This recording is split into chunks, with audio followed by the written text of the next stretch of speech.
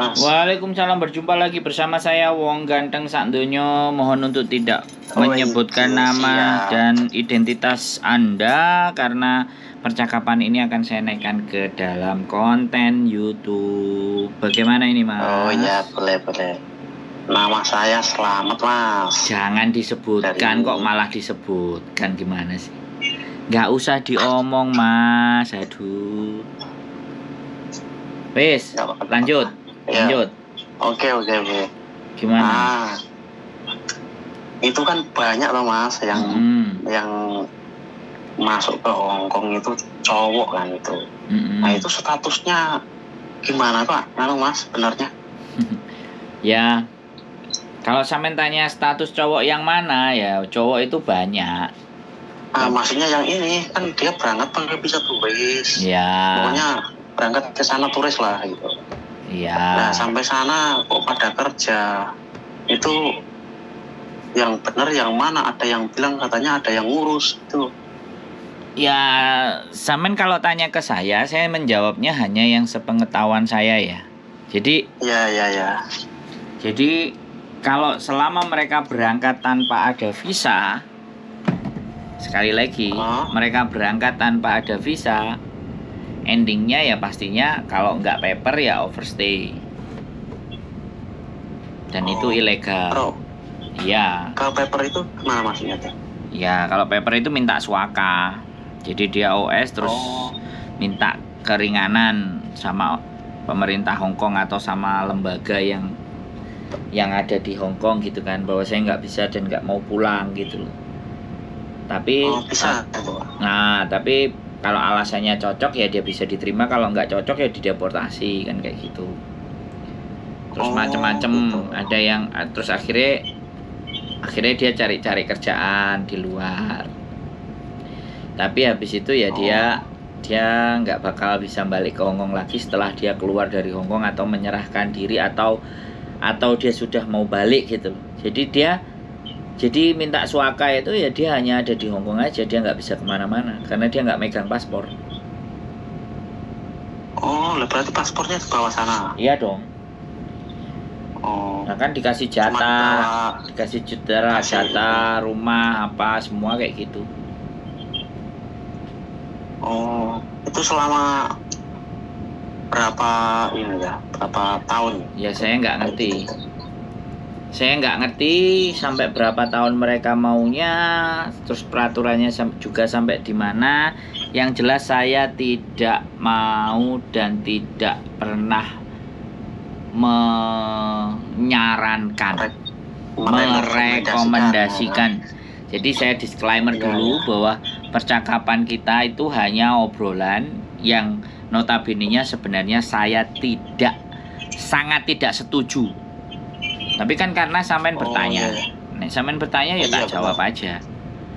Iya, daripada nantinya kok di belakangnya masalah. Kenyataannya kok enggak yang jadi masalah ya, mendingan tanya yang berpengalaman gitu. Kalau saran saya langsung aja nih kan, karena sampai impiannya ke sini kan. Saran saya begini. Kalau bisa sampean belajar bahasa Inggris, dimantapkan. Bahasa Inggris atau belajar bahasa Kantonis. Nah, di Hongkong ini mau ada namanya skema, mau namanya ada pembukaan bagi warga asing yang ingin bekerja di Hongkong menjadi supir angkot gitu. Iya. Nah, rumor sekali lagi ini masih rumor, masih diinfokan sama beberapa pemerintahan menyampaikan bahwa 2000 rencananya dia mau mengambil 2000. Nggak tahu ini dibukanya mulai tahun berapa atau bulan berapa sampai dia godok skemanya, ya kan. Jadi nanti makanya sampean sekarang belajar dulu ya, kalau memang bisa nyetir belajar tulis, biar nanti kalau misalnya ada ujian tulis sampean ngerti bacaannya apa, tandanya bagaimana. Intinya belajar tidak hanya percakapan tapi tulis kalau memang mau mempersiapkan. Nah, nanti pantengin konten saya pasti akan pantau itu gitu loh, sampai nanti skema peraturannya bagaimana untuk bisa masuk gitu. Untuk jadi supir itu bagaimana tata aturannya, pastinya saya akan buka, saya akan kontenin gitu loh. Nah sekarang ini masih sifatnya rumor, makanya ada kesempatan sampai untuk belajar gitu loh. Jadi kalau ngikutin orang-orang bayar 30 juta, 20 juta, nanti kerjaannya di sini begini dan begitu, dan kamu harus bayar dulu, selalu akan ada dua kemungkinan. Kalau nasib baik, ya dapat pekerjaan. Kalau nasibnya buruk, ya ketipu, kan kayak gitu. Tapi yang nasib baik itu nggak sampai 10%. Jadi yang tetap aja ilegal. Yang 90% tipu-tipu. Ada yang bekerja beneran juga ada, Mas. Tapi jumlahnya nggak banyak gitu loh. Sopir ada. Karena gini, awalnya mereka masuk itu kan mereka jadi pembantu dulu. Ya kan? Nah, jadi di dalam pembantu itu misalnya kamu boleh ajak siapa keponakanmu, temanmu, saudaramu untuk jadi tukang kebun misalnya. Ya sudah. Di hire bersihin kebun, nyuci kolam, kemudian nyuci mobil, ya kan? Pokoknya yang bagian luar tanaman, dan dia bisa masuknya ke situ kan karena ada rekomendasi CC yang sudah ada di dalam. Nah biasanya yang kayak gitu yang dapat link. Nah kalau nggak dapat kayak gitu ya biasanya di PT ada kayak kemarin yang ngobrol sama saya itu penjaga kuil, dia juga datang ke PT, yaitu dia dapat rezeki karena PT-nya lagi butuh juga. Ada laki-laki dan dia bayar 28 juta. Itu bayarnya di sini apa di? Ya di Indonesia pada saat visanya turun. Ya. Dan saya rasa juga nyicil, aku nggak ngerti. PT-nya ada, jadi kalau bayar ke PT, PT-nya alamatnya jelas, lengkap, bener, nggak selintutan, ya sudah. Tapi nek cuman online ya siap-siap aja, karena ada juga PT yang mencoba memberangkatkan dan minta duit di depan. Aduh. Makanya kalau serba bayar duit di depan itu, saya dari dulu saya nggak pernah begitu. Kalau pertanyaannya sampean supaya seperti saya, daripada duit 50 tak kasihkan PT, mending tak bikin berangkat sendiri, cari-cari di sana kan ya wis, resikonya nanti gitu aja toh. Ya walaupun ya, duit benar kayak gitu. Nah duit daripada dikasihkan orang dan tidak jelas, mendingan ya itu. Ya dibawa sendiri. Berjuang di sana. Nah. Iya. Dibawa sendiri, berjuang dewe, wis menang wis. Itu aku lihat konten sampean yang pertama itu keluar masuk itu apa sekarang nggak dicurigai atau gimana? Ya makanya gini, rumus yang sama, orang yang berbeda, hasilnya juga beda, benar nggak? Iya benar. Ya kan? Sampean boleh tiru cara kayak saya, tapi saya kan nggak jamin. Bisa dipahami nggak? Nah, Masnya ngajak jadi kayak gitu loh Mas. Kemarin sempat saya juga ngasih tahu anak juga kayak gitu. Akhirnya mempan juga, dia akhirnya paper juga. Nggak tahan juga. Makanya kan gini, sekali lagi dimana bahwa semuanya rumus yang saya sampaikan orang boleh mau menerapkan. Tapi sekali lagi, saya di situ tidak menyuruh. Saya hanya membuat konten kehidupan saya, boleh kan? Ya benar lah. Ya, konten kehidupan saya kok. Pada kenyataannya saya dulu juga begitu kok, dan saya bisa. Lah kalau orang lain nggak bisa itu kan berarti bukan karena saya. Nah itu nasib orang beda-beda. Nah kembali di situ kan. Nah sekarang nasib itu yang menentukan bagaimana cara kita berpikir dong. Iya. Bukan Gusti Allah. Kita bisa berpikir, gitu loh Mas. Jadi orang-orang itu kadang niru rumus, ya niru cara, tapi tidak siap. Nah kalau saya dulu pakai rumus itu, saya Senin Kemis, pas saya ada posisi merantau dan itu kan posisi tidak aman, saya mengusahakan bagaimana 5 waktu nggak tinggal. saiki malah belgedes. Kan seneni karo Gusti Allah jane. Ya kan? Saya puasa Senin Kamis ya. Saya lakuin itu semuanya lah. Dilala wis disetujui ya sudah. Aku bikin amalan yang lain aja gitu loh. Ya bantu-bantu orang kayak gini. Kasih penjelasan supaya nggak kena tipu. Kan banyak juga cerita yang kena tipu. 50. Tapi di sana itu cowok-cowok yang banyak yang ini, Pak.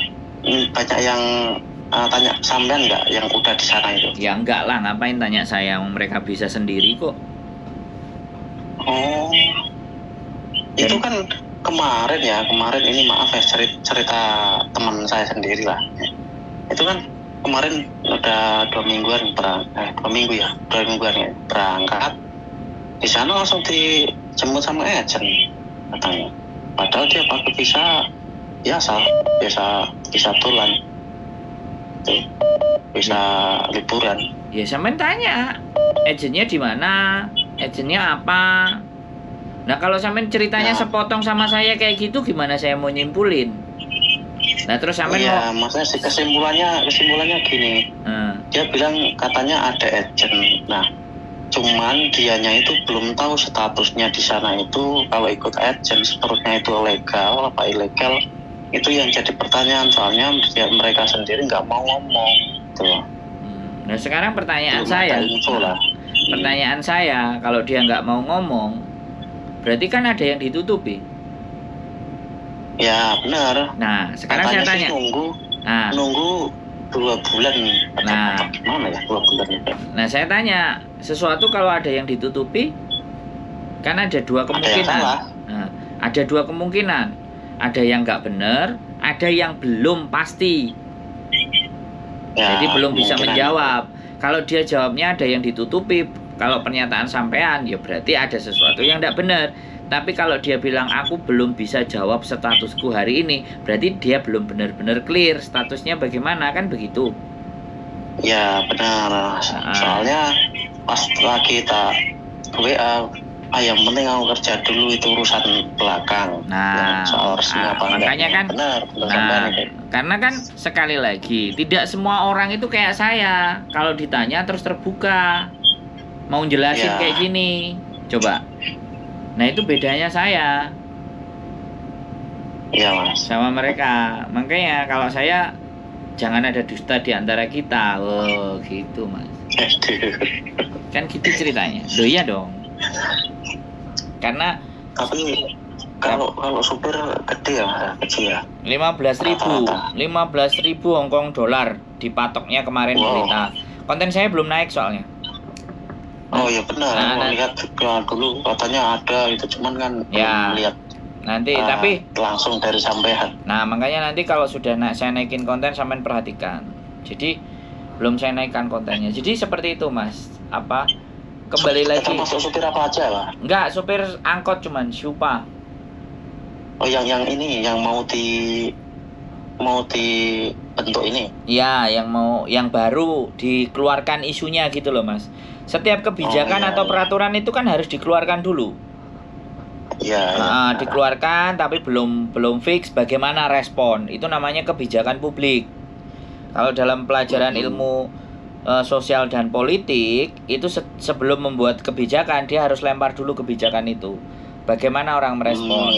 Kalau tidak direspon chaos atau nanti tidak menimbulkan pertentangan dan keributan, maka kebijakan itu akan dibuat. Tapi kalau enggak dia harus digodok lagi gitu kok. Nah, itu dalam sekolahnya anak-anak yang tinggi itu. Ya kalau saya kan asal tahu aja lah gitu loh. Saya sekolahnya kan nggak tinggi-tinggi amat gitu loh. Tapi pengalamannya beda dong. Ya, artinya seperti itu mas. Jadi kalau sampean memang mau dan itu memang resmi ya begitu. Tapi kalau sampean memaksakan, wis pokoknya aku tekad munggah Budarono ya itu tadi caranya. Duitnya ya paling mentok ya niru cara sampean sebisa mungkin, masih kurang beda lah gitu. Ya silahkan. Jadi kembali lagi di mana saya tidak merekomendasikan cara-cara seperti saya kalau memang tidak mampu. Tapi hak asasi manusia kan terserah gitu loh. Kita kan nggak boleh melarang orang untuk tidak seperti itu. Nah, sampean silahkan. Jadi sebenarnya menurut saya itu kalau ke luar negeri itu selama dia mau belajar sebenarnya banyak cara gitu. Cuman anak-anak kan maunya serba instan. Instan ya, biasa pengen langsung berangkat kerja. Nah kan yo repot, nggak bisa gitu. Saya aja nggak bisa, pengalaman nggak ada. Nah tahu-tahu wis budal ya, terus apa jare nang kene begitu nang kene nek sing gak kuat, sing gak tepak. Satu anak kemarin juga ada main ke rumah saya. Oh iya, tanya-tanya, tapi nggak di Hongkong, pas di Indonesia. Oh di Indonesia. Terus dia berangkat ya udah di Hongkong. Ya wis, nasibnya aku nggak ngerti. Dianya nggak ngabari ya nggak apa-apa. Buat saya kayak gitu aja kok mas.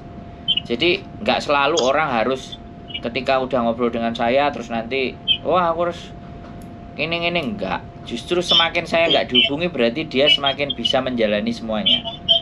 Tapi kalau dia masih menghubungi saya itu masih bingung uripe. Oh iya benar mas. Kalau aku kan masih di Indonesia, ini kan sebelum nantinya masalah di belakang yang mendingan tanya yang berpengalaman. Nanti kalau udah nyampe di sini jangan nelpon saya lagi untuk ngomongin masalah. Nanya ke sini lagi ke saya ngajak ngopi baru oke. Oh siap. Jadi jangan, karena gini loh, orang keputusan diambil sendiri, giliran punya masalah dibagi sama orang, kan repot, bener nggak? Iya. Iya kan, jadi saya nggak bisa jadi tempat gantungan. Saya ini juga siapa, kan seperti itu. Nah orang-orang ya, kan tempat solusi lah, tempat curhat lah, bukan tempat bantu gitu kan. Nah kalau ibaratnya ngajak diskusi aja ngomong kan oke, karena kan saya juga nulis temen diskusi loh. Kalau nggak ada yang diajak diskusi, ngajak diskusi saya oke kan gitu. Tapi tak kontenin, benar. Kan gitu. Kan kayak gitu. Kan dikontenin ini paling cuman pirang dolar, oleh mau $2 gitu aja. Iya nggak apa-apa. $2. Lancar sama sehat di sana. Nah, kan intinya kan kita nggak minta duit, kita cuman ceritanya aja kita naikkan supaya jadi pengetahuan buat yang lain, jadi ben gak medit ngono lho. Mas Bos. Iya, jadi wong kan enek sing mau medit kayak koncone sampean kan sampean takoke emang jawabane cek piye? Cek kurang jelas kok. Nah. Kurang jelas sih mungkin dhewe cek bingung. Nah, makanya gak bisa dipaksa juga toh kan kayak gitu. Saya ngomongin kerjanya di ini mas, di restoran. Oh bagus loh. Ya di restoran ngomongnya, nggak kan restoran katanya waktunya panjang, jarang buka HP juga. Bagus kalau dia niat, kalau dia dapat dan kaya nanti kan dia seneng kancane iki. Aku kan dia seneng nek koncone sukses sih kan aku seneng. Melu seneng aja mas. Nah, wong malah butuhe nek wis seneng, aku mbok jak ngopi ya bahagia. Lah ngono lho Mas Bro. Siap, insya Allah ada kono tak cek ngopi. Sama daerah mana mas? Aku pernah ngomong 3 kali cuman kan main. Saya di Hongkongnya di kos WB. Oh di kos WB. Jadi dulu sering ke sana 2 kali cuman kan ya biasa liburan gitu. Oke, jadi dulu kan aku gitu. Jadi sampean sudah jelas kan, sudah clear kan kira-kira? Oke, sudah. Gambarannya seperti apa, mau bagaimananya, ya dipegang tadi, dibaiki aja temennya, jangan ribut. Siapa tahu nanti jalan ada dari dia, dapat rezeki, bisa ngajak sampean, sama-sama berjuang. Cuman satu hal, kalau misalnya di Hongkong, karena banyak cewek, ya kan, gangguannya cuma di situ. Jadi sesuatu yang menutup jalan rezeki kita sendiri itu karena ulah kita. Iya benar. Jadi kalau jadi cowok ya, kalau misalnya mau main-main ya kasih tahu Mbak, kalau main-main aja oke, tapi jangan terlalu serius. Ntar kalau serius sampai sakit hati. Jadi diomongin di depan gitu aja. Kan kadang-kadang itu tergantung orangnya juga lah belum masuk ini. Loh iya Mas, Sekarang di Indonesia ngomongnya begitu nyampe di Hong Kong juga situasi akan berbeda gitu.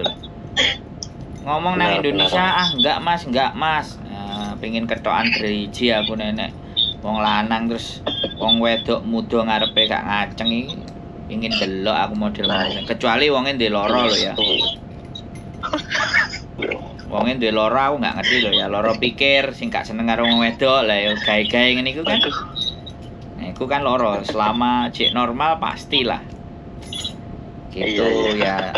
Artinya boleh menikmati apa berhubungan dan segala sesuatu ning ojo ngrugekno gitu loh Mas. Iya benar Mas. Kan kasihan. Kebutuhan lah corona ya. Nah, mereka itu ngidupi keluarganya, ya kan. Ngasih makan keluarganya, ya kan. Terus jomene kadang yo duwe bojo gitu kan. Dan kita harus pinter-pinter. Jadi ojo pes dipenake tok gitu. Dikandani tapi nek wis dikandani baik-baik dhek jek meksa ya wis kan dhek berarti karep. Lah kita yang ngatur. Lah sampeannya yang ngatur, ojo sampai meteng, ojo sampai kelangan duit, ya ojo sampai diporoti. Nah, itu kan hal-hal yang enggak bener toh, Mas. Iya benar Mas. Mantap itu sarannya Mas. Ya, saya benar, bisa yang pengalaman. Nah, saya bisa bertahan di sini itu karena merasa hal seperti itu harus saya hentikan gitu.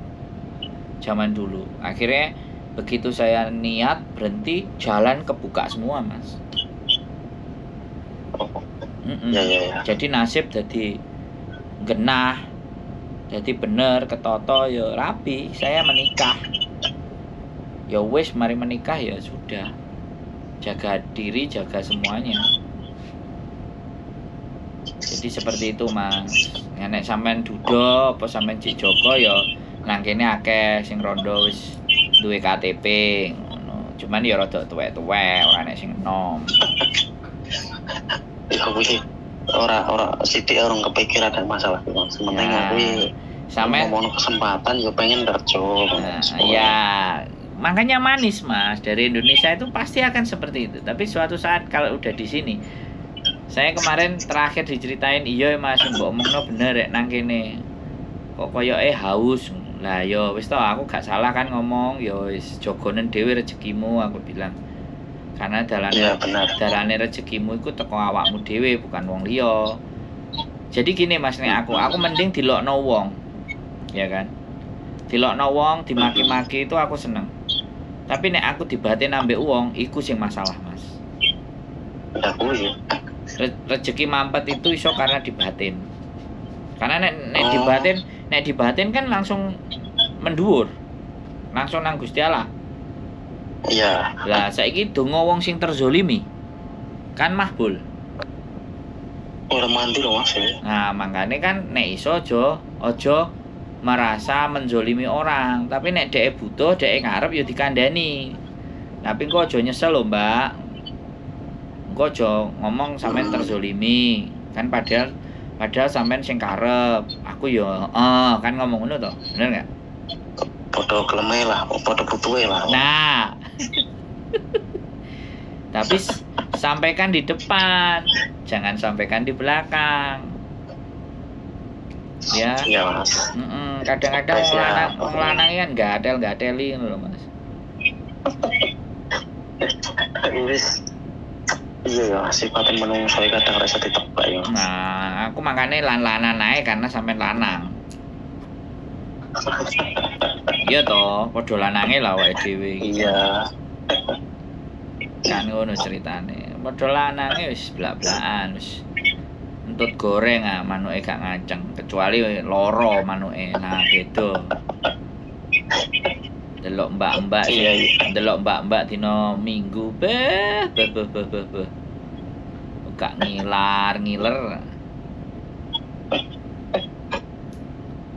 Ya. Jadi kayak gitu ya, Mas. Kalau bisa saran saya. Bikinnya jangan paspor biasa, e-paspor. Terus ketika sampean punya e-paspor, paspor yang lama itu templekno nang ngene paspor yang baru sekalian. Jadi diteplekno. Jadi biar imigrasi itu tahu rekodnya sampean itu ada pernah kemana berapa kali gitu loh. Kadang-kadang kan nek wis paspor anyar, paspor lawas gak digowo gitu loh. Template aja biar dia yang baca gitu. Tapi seharusnya kalau di sidik jari keluar Mas itu. Kalau di imigrasi nggak disidik jari. Masa iya sih? Aku nggak ngerti kalau di Hongkong paspor aja. Kalau aku orang KTP, ya sidik jari. Tapi kalau di Hongkong aku nggak ngerti kalau yang turis. Sidik jari kayak yang dulu kok. Oh ya sudah, kalau sampean yakin dan percaya